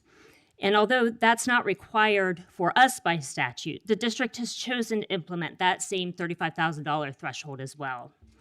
So if a procurement action is $35,000 or less, we use a less formal approach that allows us to complete the procurement quickly by directly requesting quotes from known qualified vendors, and those responses come to us and they're not sealed. For procurement actions over $35,000, we take a more formalized approach. We advertise the solicitation on public portals and we solicit responses. Those come to us in a sealed fashion within the specified timeframe in that solicitation. So we have 4 different types of formal solicitation, and this slide lists each of those types as well as the number of those types that we issued in 24-25. So invitations to bid, you can see, are the most common, followed by requests for proposals. Requests for qualifications is also on our list, and that is the mechanism state statute requires us to use for that CCNA process I mentioned before. So there are some times when we have a lot of similar work that is coming up, and so we will select several vendors from one solicitation action in order to be transparent and efficient. And you're probably familiar with some of those examples, like our annual civil works, our well plugging, and our property appraisal contracts. That is a process we use. I will describe a little bit about each of these solicitation types, and you'll see here in a minute why we don't really issue that many invitations to negotiate. So starting with our most popular method, our invitation to bid. Of the 56 formal solicitations last fiscal year, as noted on the prior slide, 33 were invitations for bid. So this type of solicitation is used when we know exactly what we want, how, when, and where we want it, and really we need a price. Submittals to us are reviewed to ensure vendors are responsible and the submittal is responsive, and I'm going to spend some time on that on the next slide. Vendors that satisfy those 2 requirements then compete on cost alone. So this procurement method is really good for construction projects where we have design completed already, where we're purchasing road-based material, or we are replacing the roof on a building, something like that. So responsiveness and responsibility, these are important things that you'll hear me talk about here throughout the presentation. So what are we looking at when it comes to responsiveness and responsibility? So there are two questions. Is the respondent responsible? Meaning, do they meet the minimum qualifications, and do they have the capacity, integrity, and reliability to perform the work? And the second piece of that is whether the submittal is responsive, meaning it met and conformed to all material requirements in the solicitation. So those are yes and no questions as we look at responses. For the bid solicitation type that we were talking about, if the answer is yes to both of those questions, we can just look at the cost. Under an invitation for bid, we cannot award a contract to a low bid that is not responsible and responsive. We also cannot award a contract to a higher quality, higher priced offerer under an invitation to bid. Which moves us to our second solicitation type, which is our request for proposal. So during a request for proposal, the quality of an offer can be considered, unlike the invitation to bid that we just spoke about. So during the last fiscal year, the district had 12 RFPs that we issued. The RFP process is helpful when we don't have enough detail to develop this with specificity the needs for a bid, and we want to evaluate more than just cost. We are still looking at responsiveness and responsibility, those foundational elements, but an RFP allows the district to evaluate the respondent's proposed approach as well as their experience and expertise. The district establishes evaluation criteria as part of its solicitation, so prospective respondents will know how their proposals will be evaluated.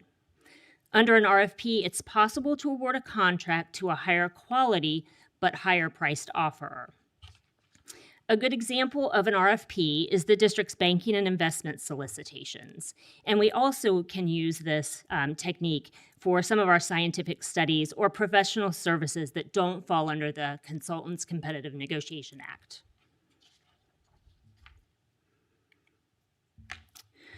So requests for qualifications, this applies to those services that are covered by that CCNA statute, and it's called the Request for Qualifications RFQ.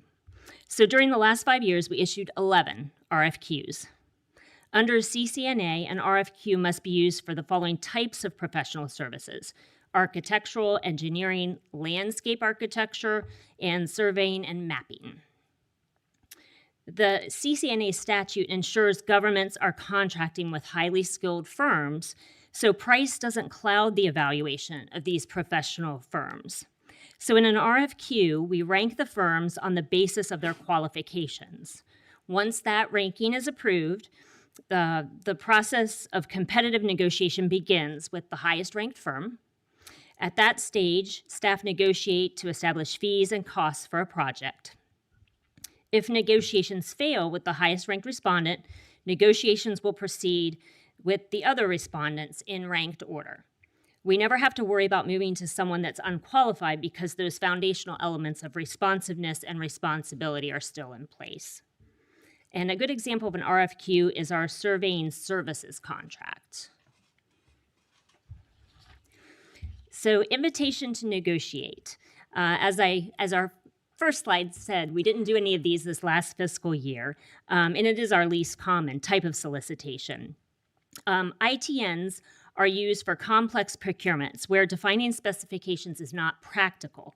In an ITN, we will evaluate based on responsiveness and responsibility, the foundational elements, as well as evaluation criteria set forth in the solicitation. However, where ITNs differ is that the solicitation specifications can be refined as we are in the middle of the process, and the district can negotiate with multiple vendors at the same time. The ultimate goal of the ITN is to select a proposal that offers the best value to the district. When we use ITNs, it's usually related to information technology. And a good example of that is our IT wide area network contract that I think was the year before last fiscal year. So the state has a list of items that are exempt from competitive procurement, even if the estimated cost is more than $35,000. The district policy exemptions are based upon those same state thresholds, or the state process and state list. Even for exempt procurement actions, though, the district staff still do baseline research to ensure the district is receiving fair and competitive pricing and services. So the most commonly used exemption is when we use an intergovernmental cooperative purchasing method. So those are words from our directive, but what that really means is we call it a piggyback, right? This means we're using another entity's contract that has already been competitively procured, and it allows us to efficiently meet our own procurement needs. And you're probably familiar with our use of this. We take advantage of it when we do purchasing of vehicles from a state contract. We get to leverage the purchasing power of the state through a piggyback type of mechanism. So if after a careful comparative market search, it appears that there is only one entity that can provide needed goods or services, we may move forward with a sole source procurement.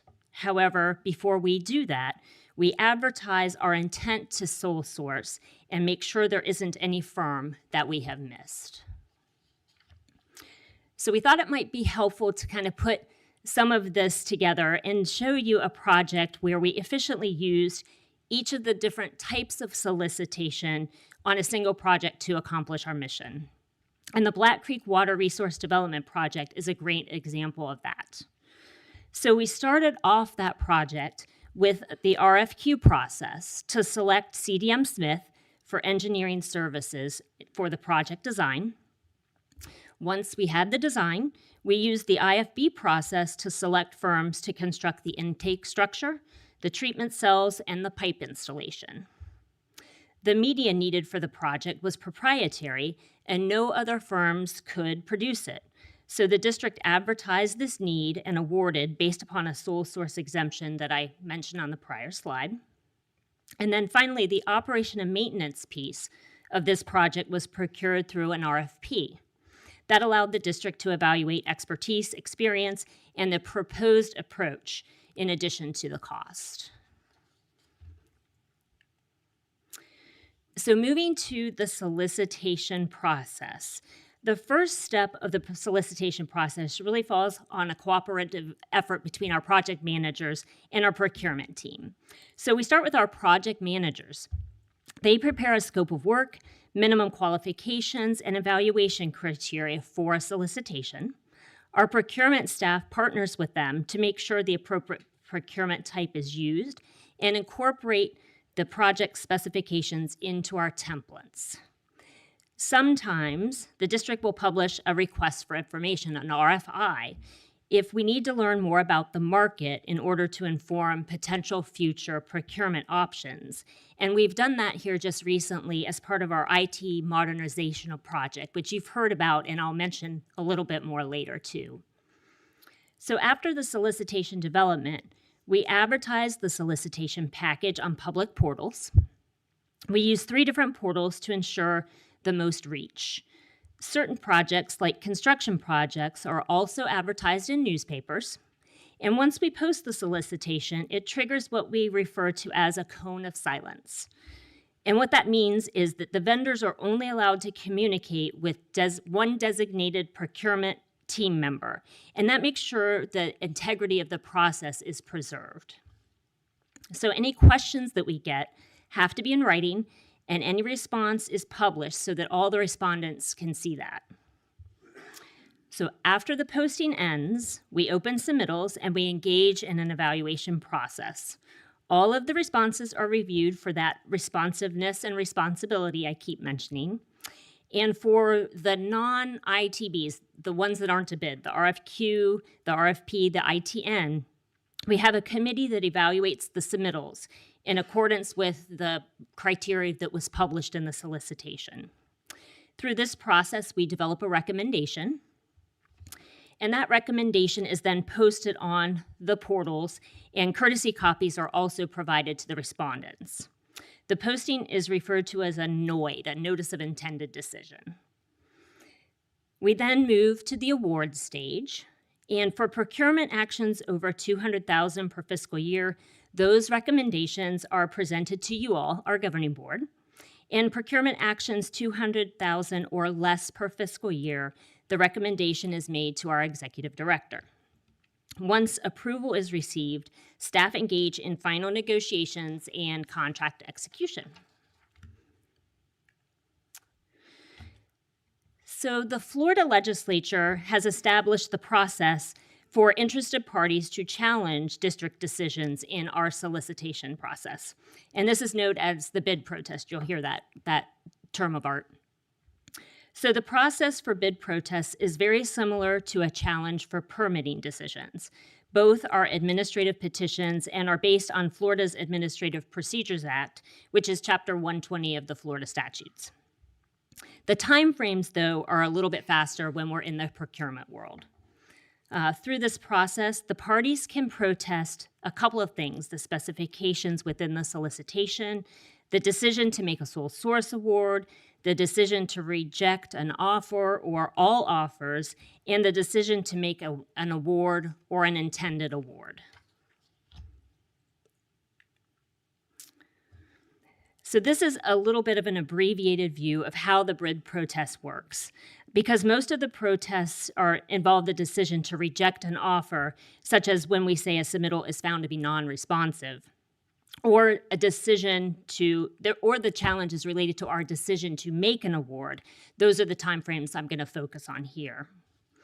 So once the district publishes its notice of intended decision, the NOID, that I mentioned on the last slide, the clock begins to tick for the respondent to start the process. A respondent has 72 hours from the publication of that notice, the NOID, to file a notice of protest with the district clerk. The notice of protest does not need to contain a reason for the protest. It serves as a way for respondents to preserve their rights to file a form of protest, which is that next step.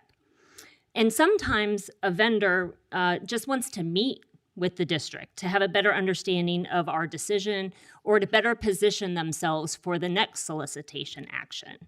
So at this phase of our process, we've had 11 notices that have reached this stage in the past 5 years. The next stage is a formal written protest, and that must be filed with the district clerk within 10 days of the date of the notice of protest is filed. So the formal written protest must state with particularity the facts and law upon which the protest is based. It must also be accompanied by a bond in an amount of 1% of the district's estimated contract amount. At this stage, we must generally pause the solicitation under Florida law. So if the petition is found to conform to statutory requirements, it's referred to the Division of Administrative Hearings, or DOA, and we have had one petition reach that stage in the last 5 years. So once at DOA, we engage in discovery and have a hearing with a presiding administrative law judge, and we have not had a petition reach this stage in the last 5 years. The only one referred to DOA was voluntarily withdrawn before we got to the hearing phase. So after the hearing, before the ALJ will issue a recommended order, and just like in a permit challenge, the governing board would then review a recommended order, any exceptions, and issue a final order.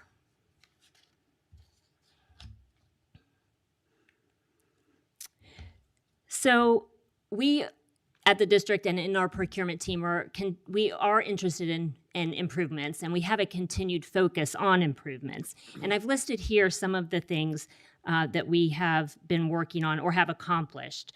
So in response to your prior feedback, we've done some things that we wanted to highlight. We've added additional vendor portals. We've highlighted procurement on our website. We've extended some of our time frames for posting. I think we received feedback that maybe it wasn't enough time for some of our larger projects. So we've extended the time frame that we have those out there, trying to encourage vendor participation. We also heard that there was a suggestion to reduce the frequency of mandatory meetings. That seemed like it might be a little bit burdensome on vendors participating. So we've been more thoughtful and deliberative about when those are mandatory.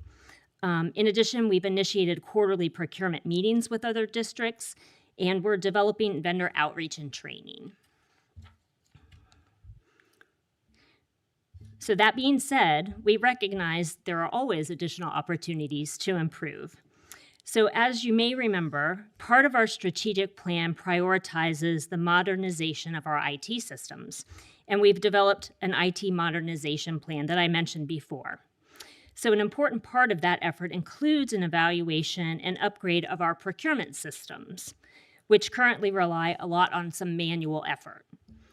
We are actively exploring technologies to assist in the processes of automation, improved workflow, better integration with financial systems, and opportunities to leverage artificial intelligence. We will continue to improve our statements of work and minimum qualifications developed through internal training with our teams. And we also see a lot of potential leveraging of artificial intelligence in that effort as well. And finally, we believe our procurement processes could benefit from streamlined solicitation review. There are multiple touch points internally in the review process, and we believe there are opportunities to increase those efficiencies. So that's the end of my presentation, and I'm happy to answer any questions. Yes, you're recognized. Trina, so you said that, are you in touch with other districts, or so what did you find out about how they do it, and why is it that we get sometimes people that object to the way we conduct our business? What other districts would say? So our programs are set up very similarly based upon the statutory kind of framework we talked about. I think South Florida has, let me just flip to that page here real quick. We're very similar to our Southwest district. Hold on, let me grab my numbers. So South Florida has had about 1 to 2 hearings a year. And then Southwest, they receive 1 to 2 notices of intent to petition per year. And their last petition that went to hearing was in 2003, went to DOA, but it also did not go to a full hearing. So I think we are very similar. Okay. So also this process, and you said that you're going to work with other agencies, or you have been working. FDOT is establishing a process that is called Modified Phase Design Build. That is just incredible. It's a lot of saving for them. It would be great that we can bring that saving to us. Thank you. Thank you. All right. Any other questions? We wanted to do a review of our procurement procedures. You're recognized, Doug. Yeah, quick question. This is a Bubba question. Yeah. In my life, of my family business and my professional business, I found nothing beats homegrown knowledge of the Florida environment. I've watched some fancy Dans march in from other states and with their 3-piece suits telling me how they're going to improve what we were doing in Florida. And I watched them march right out with their tail between their legs. And I was just wondering, how much value do you put on a local firm or company versus a New York company or a Philadelphia company marching down here trying to grab Florida business? So we don't necessarily, have something for locality, but a lot of times what we will do is make sure that they have experience with projects of the type in the environment that we're doing. And so that, in a lot of cases, kind of limits the qualified vendors of those that have actually been able to do work in the environment of Florida. Good enough. Thanks, Mike. Yeah, I'm an old lawyer, and we used to say the definition of an expert is the guys from out of town with a briefcase.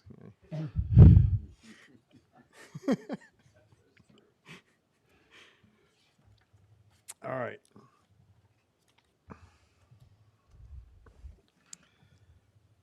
Any other questions for Trina?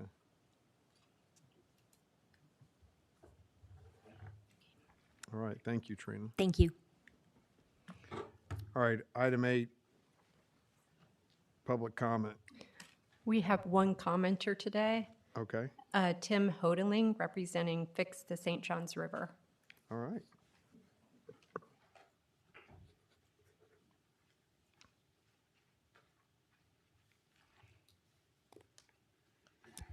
Good morning one more time. Last month I was here and I spoke of the sponge hunters that were in from Baton Rouge.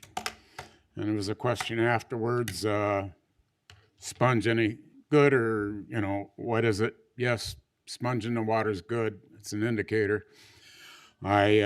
This morning I stopped at my bulkhead and I have some samples that I thought you could either pass around or come and see if you're interested, so that you can actually see what a freshwater sponge is.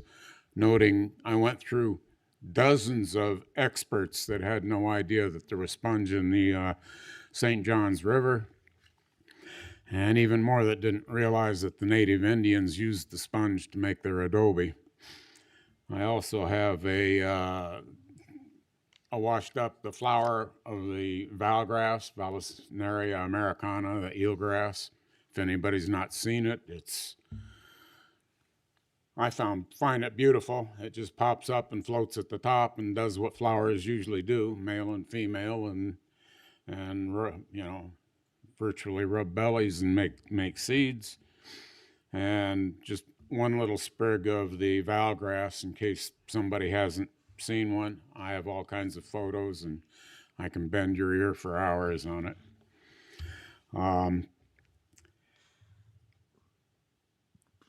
I would like to talk about my dogs walk me every morning and I listen to Jacksonville talk radio, and forever there's these advertisements. The Everglades is the greatest thing going, and we know there was a news release, more billions of dollars, and call us and give us money to fix the Everglades, and I never ever hear anything about the St. Johns River. As you know, from Jacksonville to the bottom of Lake George, for the better part of 7 years, we haven't had any submerged aquatic vegetation, eelgrass. There's been a sporadic efforts of learning. There's been some good experiments and some bad experiments that I've helped on. There's no central planning. There's no conjunction. I have what I call as pop-ups. And I'm sorry, we've got round tables and it's going. I'm not at all trying to be negative. I'm trying to encourage the development of the round tables and a focus, because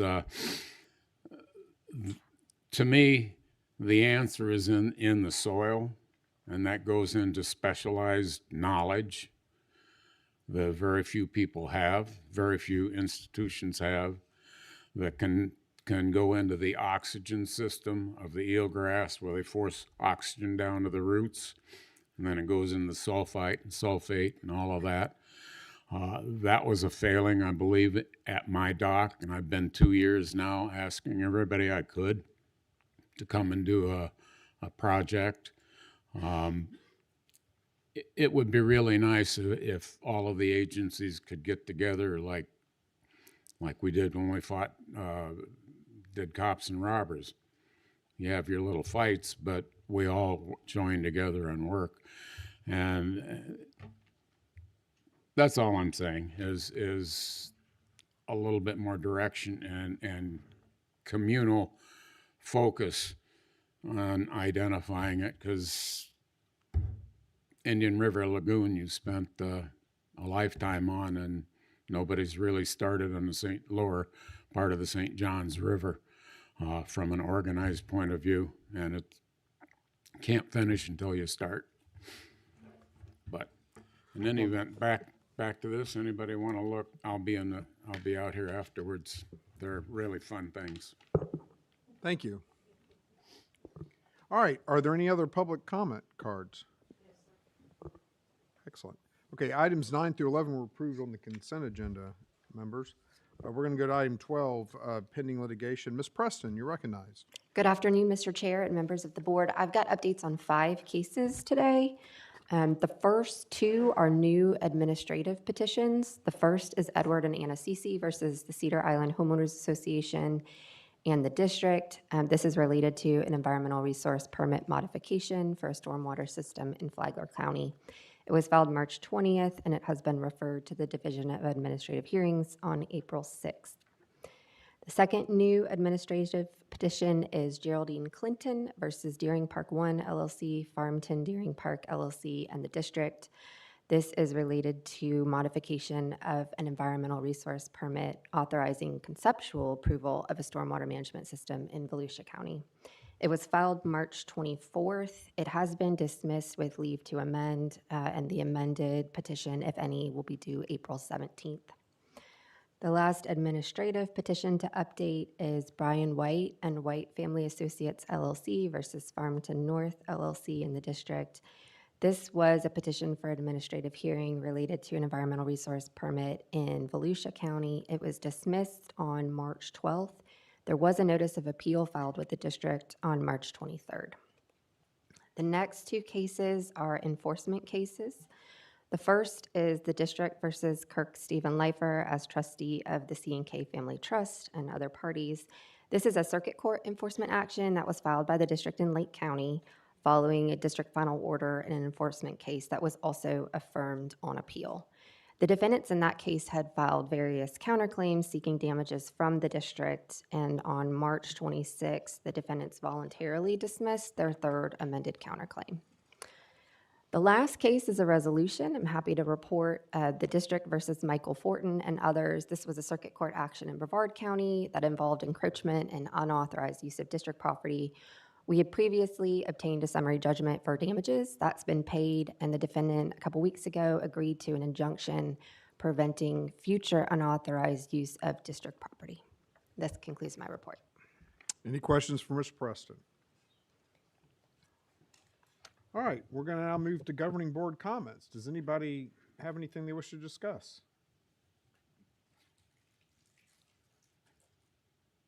Going once, going twice? All right. Item 14 is Mike Register's report and discussion of calendar. You're recognized, Mike. Thank you, Mr. Chairman, members of the board. If you could go ahead and go to the first slide.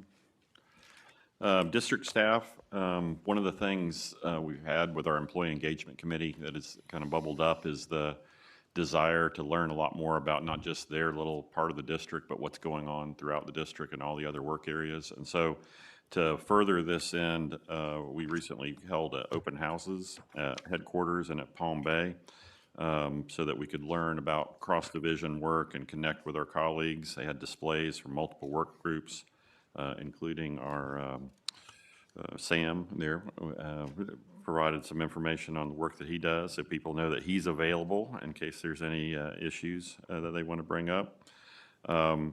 The events were made possible by the work of those on the Employee Engagement Committee, and we got a lot of really good response back from that and appreciation, and people kind of, I think we work much better together when we understand what we're all doing. And so the plan would be to continue this on and eventually maybe even have one that's open to the public so that they can come in and see all the different aspects of the work that we do here at the district.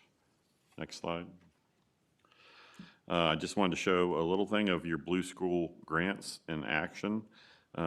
Through this, students were able to visit Silver Springs State Park and the Silver River Museum to study the spring's ecosystems and observe native species. The education program that the school is calling Florida Spring Life introduced the students to the Florida's water cycle, how springs are formed through hands-on learning. And so this is just another example where that program is educating young people so that they have a better understanding of their environment and how they can make sure that they preserve it. Our next board meeting will be May 12th here at district headquarters. And that concludes my report. Thank you, Mike. Any questions for Mike? Seeing none? All right. Seeing nothing else to come before the board today, this meeting's adjourned.